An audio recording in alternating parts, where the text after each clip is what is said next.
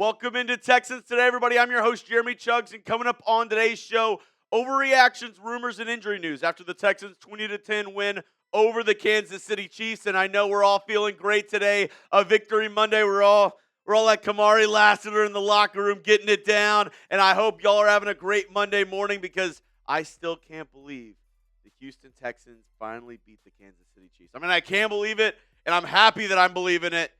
But, I mean, it feels so great to say it, right? It feels so great to say the Texans beat the Chiefs. All right, let's get into some injury news, some free agency news, all in the same early Monday morning. Jeremy Fowler tweeted this out. The Texans and tight end Brevin Jordan have reached an agreement on a one-year extension per sources.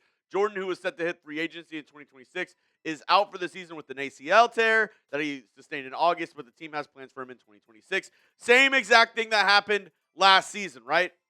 Brevin Jordan got injured. He was going to be a free agent this year. Texans prematurely signed him. They're doing the same thing, so they're not giving up on Brevin Jordan, and I love to see that, man. Brevin Jordan, he's a great player, and I can't wait to see what he can do next season, and hopefully maybe he can help this Texans offense that did enough. It did enough to beat the Kansas City Chiefs in Week 14. You watched our post-game show last night. Sorry, I was a little tipsy with the scoreboard, so had some wrong numbers on it. But we got the correct scoreboard today. And if you feel nicey, I do feel a little bit of the Sunday night football hangover, but we're powering through, and it's so sweet. Victory Monday is so sweet. Getting up early after a late night, a win makes it just a little bit better, right? Just a little bit better. If you feel good on this Victory Monday, go hit that thumbs up icon, like the video, because, I mean, I can't stop saying it, JD. The Texans beat the Chiefs. I can't stop it. The Texans, they beat the Chiefs. The Texans beat the Chiefs. The Texans beat the Chiefs. JD, guess what? The Texans beat the Chiefs. All right, if you're brand new to the channel, here's our Toro Heads meter. This is how we break down all the storylines on this show, all the rumors, all the top stories for your Houston Texans. 0 heads, fake news, all the way down to 4 Toro Heads, where it's H-Town. Hold it down. It's 100% happening. So, without further ado, let's get into the first overreaction to this Chiefs win. CJ Stroud needs to step up. 3 Toro Heads. And, you know, I get blasted either way, right? If CJ Stroud, if I'm defending him endlessly, it's, oh my God, you're so easy on CJ. You're never hard on him. You're never critical. And then if I'm critical on him, it's like, man, why are you hating on CJ Stroud? I could just never win. I can never win. But I do know this. CJ Stroud has buttloads of potential. And the frustrating part about yesterday's game is when you go back and watch it again and you watch the highlights, Stroud made some incredible throws. The Jayden Higgins crossbody where he's throwing it, fits it between 2 defenders. The rolling out to his right, and he hits Nico Collins crossbody. Collins was coming back to him, and he ends up getting it all the way down inside the 10-yard line. I mean, there were some plays that Stroud made yesterday that were incredible. And then you watch some plays where it's like he has a wide open, Xavier Hutchinson on a dig route. He overthrows him. Nico Collins on an out route. He sails it 10 yards above his head. Like, it's like he makes the hard plays look so easy sometimes, and then he makes the easy plays look so hard. Like, it's frustrating, but I just think CJ Stroud, and he would probably say it himself too, that he did not play his best game yesterday up against the Kansas City Chiefs. He would probably say the same exact thing and say that he needs to step up and play a little bit better. And that's all I'm saying. I think CJ had a decent game yesterday. I'm, proud that he was able to stick in it, make some plays at the end of that game to win this game for the Houston Texans. And, he's still my quarterback. I still believe in CJ Stroud. I still think he is the franchise. But if we want to win down the stretch and win come January, February, you'll need your quarterback one to step it up a little bit. And that's all I'm saying. I think he just needs to step it up just a tiny bit if the Texans want to make any noise in the playoffs or, eventually get to the playoffs this season. But you be the judge. Grade CJ Stroud's performance up against the Chiefs, A, B, C, D, or F. I'll give it a C+. Maybe a tough grader. Maybe I'm being too easy on him. You tell me down in the comments section. Grade CJ Stroud up against the Chiefs, A, B, C, D, or F. All right, next up, Nico Collins is a legit wide receiver one. That's 4 Toro heads. Believe it, baby. Nico Collins is legit. And this is what really is the telltale sign of, you're a wide receiver one, is the Chiefs in the second half shifted their entire defense over to Nico. He was double covered the entire second half. They had a corner on him. They had safety help over the top. Every single play against Nico Collins. And you're a legit wide receiver. You're a legit threat when that happens. 4 receptions, 121 yards yesterday. He makes big-time plays. And I think, going back to C.J. Stroud, very beginning of the game, if C.J. hits Nico Collins in stride, I think that's a touchdown on his first reception of the game. I mean, he had clearly beaten the corner off the line, had the right away. Trent McDuffie ended up getting injured on the play, but he had him. He had a touchdown. And, Nico Collins, he's legit. I'm so glad the Texans were able to give him a contract extension and, keep him in Houston for the foreseeable future. And like I said, he's a legit wide receiver one. Next up, the offensive line. And that's how we all feel, right? The offensive line. It's got to be better. That's 3 Toro heads. That third quarter, I think alone should be the only thing that this offensive line watches today in the film room. Because it was horrendous. And I'll even lump in the tight ends with this, right? The tight ends, Dalton Schultz got manhandled multiple times. Cade Stover didn't have his best day blocking. He had some good blocks here and there, but the offensive line in the third quarter, run blocking, couldn't do anything. Chris Jones, you would have thought was prime Aaron Donald last night, the way he was playing. And I know Chris Jones is an amazing player in his own right, but he has not been playing that well this year. He's getting up there in age, but turned back the clock and looked like an all-pro up against this Texans offensive line. And really the run blocking upset me yesterday. They were not able to get to the second level whatsoever and get to the linebackers. And DeMeco Ryans, he already addressed this. This was before the Colts game. DeMeco talking about the offensive line. For our offensive line, the rushing game, we have to just stay connected on our blocks. I think when we have double teams, we're coming off at the second level. If we stay connected and we finish our blocks with the right mindset, we have good running lanes. And, yesterday, this Texans offensive line was not able to get to the second level. They weren't able to get even a push on the double teams. They were getting beat by the defensive linemen that they tried to double, and then they didn't even get to the second level to the linebackers. It's like they missed on both of those fronts.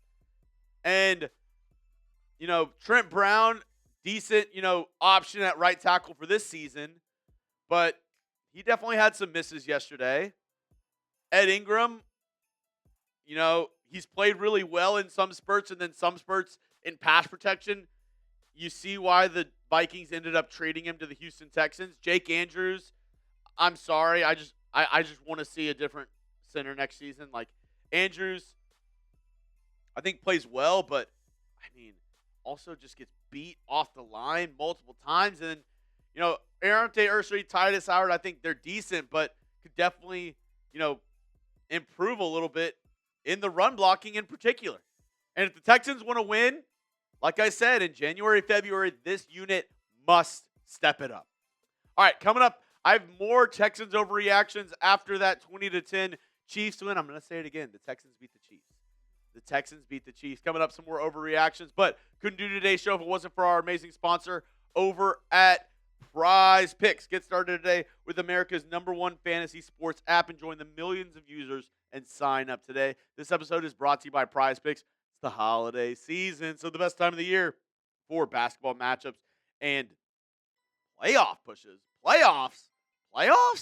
Oh, yeah. We're talking playoffs. And it's all happening at once. And while you and I are out here making decisions every day, what gifts to buy, what to eat, which games to watch, there's one place where it feels good to be right. That's over at Prize Picks. Get in on the action because Prize Picks is now available in 45 states, including California, Texas, Florida, and Georgia. Prize Picks puts their users first, so all withdrawals are fast, safe, and secure. Prize Picks accepts most major payment methods, making deposits into your account quick and easy this sports season. And it's super simple. Just pick more or less on two-player stats. If you get your picks right, you can could cash in big time. So download the Prize Picks app today. Use code CLNS to get $50 in lineups after you play your first $5 lineup. That's code CLNS to get $50 in lineups after you play your first $5 lineup. Prize Picks, it's good to be right. That information down in the comments and description of today's show. All right, next up, DeMeco Ryans. Is he the best DC in the NFL? I know he's our head coach. But is he the best defensive coach in the NFL? 4 Toro heads. Yeah, I think he is the best defensive mind in the NFL at this moment. And I know, like, DC, he's our head coach. But, man, this Texans defense, they were incredible yesterday. And I tweeted something out, and this is where it's like, it's really important to rewatch the game and kind of rewatch the highlights and see what the Texans were trying to do. I tweeted out, where's the Texans pass rush? Danielle Hunter, Will Anderson, they look awful. Not so fast, Jeremy Chuggs. Not so fast, because when you go back and rewatch it, they actually, by design, didn't get after Patrick Mahomes, which ended up being the right move, because what they did was they set the edge and made sure Mahomes wasn't able to scramble. They kept Mahomes in the pocket and said, you're going to beat us by trying to slice and dice us in the pocket, which Mahomes, really good, and, had 6 drops from receivers, so maybe that changes the game just a little bit. But overall, this Texans defense was swarming yesterday, and the game plan of keeping Mahomes in the pocket worked to perfection for DeMeco Ryans and this defensive staff. Also got to give a shout-out to Matt Burke. He's the one who actually calls the plays on defense, so, he deserves his flowers as well. But this coaching staff, DeMeco Ryans, these defensive coaches, I think they're the best in the NFL. And being the best in the NFL, when you think of the best, defenses of all time, like the 85 Bears, the Steel Curtain with the Steelers, the Love Ya Blues with the Oilers, like, Bulls on Parade with those other Texans defense, they all had nicknames. And I think I need y'all's help, because there's been a lot of stuff thrown around of different nicknames for this defense. What do you think? What should be the nickname for this Texans defense? Swarm Patrol? I don't know.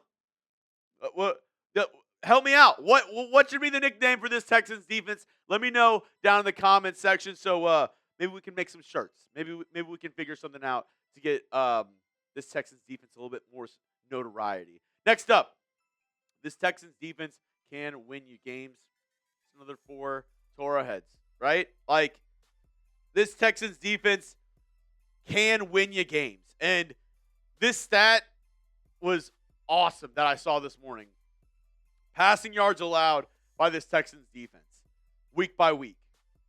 Only 2 times have they allowed more than 200 passing yards this season. Against the Rams and against the Jags. Twice this year, the Texans defense has allowed more than 200 passing yards. That's elite. In the year 2025, that is elite. You're telling me you don't let opposing offenses throw for more than 200 yards? Come on. This defense can win you games, and it has won you games. You've won 5 straight games with this Houston Texans squad. And that's why top half of the show, I was really saying Stroud, offensive line, these guys need to step up, because this year we have a great opportunity. With this defense, with the guys that we have on this defensive unit, we have a great opportunity to make some noise. We just need the offense to step up and play some complimentary football. And this Texans team, they can do just this. Can they make the playoffs? Yeah. I'm also going to give this one 4 Toro heads, because the current playoff picture has your Texans right there in the playoffs, ladies and gentlemen. And the future is in their hands. It's up to this Texans team whether or not they make the playoffs. They're currently in that last spot, the 7th seed for the wild card, sitting at 8-5. Obviously, the Chargers play tonight on Monday Night Football, so some movement can happen there. But it's in your hands, Texans. Your last 4 games of the year, at home against the Cardinals and Raiders, you play at the Chargers, and then you play at home against the Colts. It's totally up to you. Do you want to make the playoffs? Do you want to go on this magical run? And I've said the stat 1,000 times, and I'll say it again. The only team to make the playoffs after starting 0-3 since the year 2000 was the Houston Texans back in 2018. And the funny thing about history is it tends to repeat itself. And here are the Houston Texans here in 2025 looking to do the same exact thing. That's all I have for you on today's show, folks. If you want to hit me up on Twitter, you can do so at Jeremy Chugs. My DMs are always open. And if you made it to the end of today's show, make sure you hit that sub button. We just passed 40,000 subscribers. Shout out to all y'all. Y'all are absolute real ones. I appreciate y'all and hope y'all are having a great Victory Monday.